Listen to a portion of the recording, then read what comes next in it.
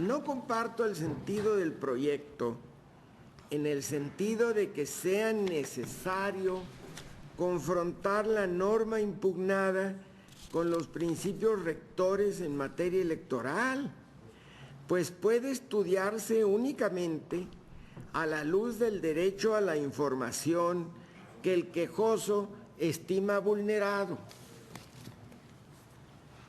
Tan pronto como termine de ver el expediente, el ministro se lo pasa. No tenga...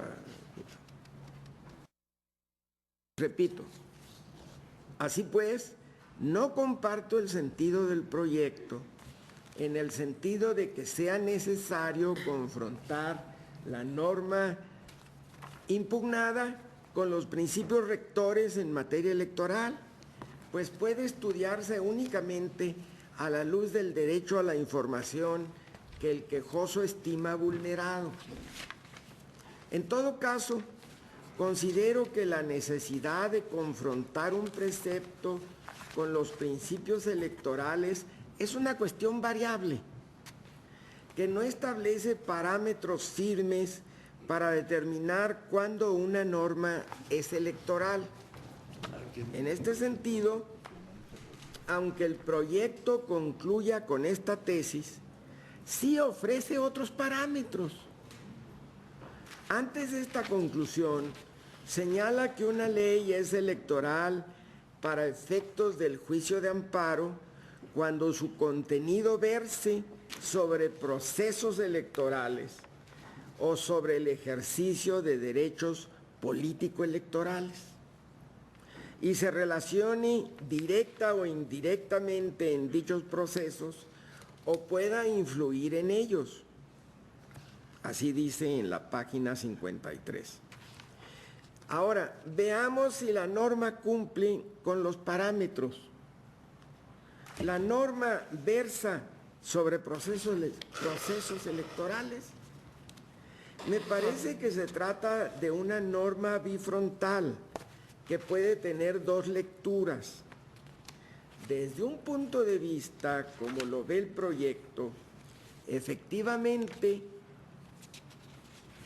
la norma tiene que ver con elecciones, porque establece lo que debe hacerse con el material electoral.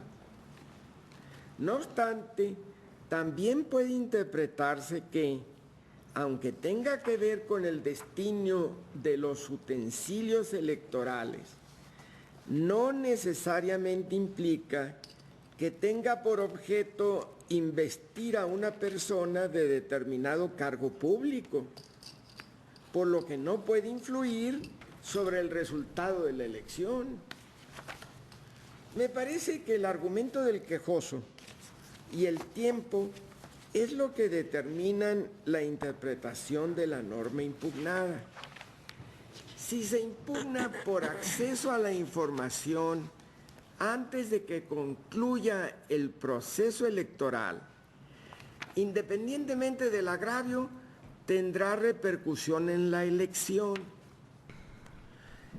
Si se impugna la norma por violación a derechos políticos, una vez concluida la elección, deberá conocer el Tribunal Electoral y, en consecuencia, será electoral. Pero si se impugna por violación al acceso a la información, una vez concluido el proceso, me parece que no podemos calificarla de electoral. Decía, pero si se impugna por violación al acceso a la información, una vez concluido el proceso, me parece que no podemos calificarla de electoral.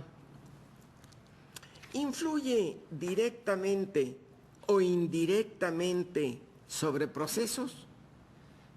Me parece que no. En el caso, no se promueve el amparo para determinar quién es el que debe ocupar el cargo de presidente de la República. La elección ya fue hecha y declarada válida por el Tribunal Electoral del Poder Judicial de la Federación. Por ello, este amparo no tiene fines electorales, sino fines periodísticos o académicos. pero sin motivos electorales. Es cierto, el proceso electoral del año 2006 concluyó con la declaratoria de validez de la elección efectuada por el Tribunal Electoral.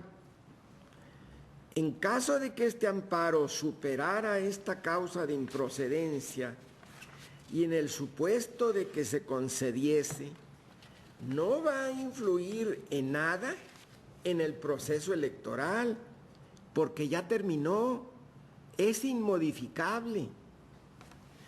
Como no se puede variar lo declarado por el Tribunal Electoral y como la concesión del amparo en su caso no tendría repercusión sobre futuros procesos, por estar abrogada la norma impugnada, considero que no se cumple con el parámetro fijado por el proyecto para determinar en qué casos se trata de una norma electoral. Finalmente, pregunto, ¿la norma versa sobre el ejercicio de derechos político-electorales? Podría pensarse que esta norma está vinculada con el ejercicio de derechos políticos, en concreto el derecho al voto, pues se refiere al destino del instrumento en el que se hace valer este derecho. No obstante, la destrucción, almacenamiento o préstamo a los particulares no limita, restringe, amplía o reglamenta este derecho, pues ya fue ejercido. El hecho de que alguien pueda conocer en qué forma votó un anónimo, porque las boletas no dicen quién las utilizó en respeto a la secrecía del sufragio, no incide directa o indirectamente en el ejercicio del derecho político del voto. Gracias.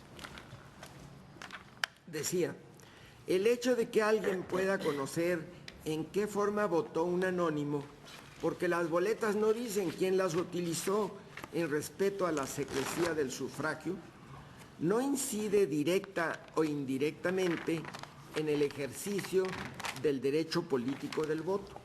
En todo caso, esta es una cuestión vinculada al fondo, relativa a si es una limitante al derecho a la información, el acceso a los documentos en los que se consigna el voto ciudadano. Me parece que al no cumplirse con los parámetros fijados por el proyecto para determinar cuándo una norma es electoral, debe considerarse que no lo es para efectos de actualizar la causal de improcedencia previstos en la fracción 7 del artículo 73 de la Ley de Amparo. En todo caso, los argumentos que se hagan valer sobre violaciones distintas al derecho a la información deben declararse inoperantes. Quiero recordar que esta causa de improcedencia, la 7 del 73 de la Ley de Amparo, hunde sus raíces en la llamada tesis Vallarta sobre la actitud de la Suprema Corte frente a las cuestiones políticas. Esta tesis tiene su origen en el voto particular que el célebre Ignacio Luis Vallarta formuló en un amparo promovido por León Guzmán, aduciendo que el Congreso de Puebla no podía resolver sobre la responsabilidad del presidente del Tribunal Superior de Justicia por estar compuesto de diputados suplentes. En su voto, Vallarta combate la tesis de José María Iglesias sobre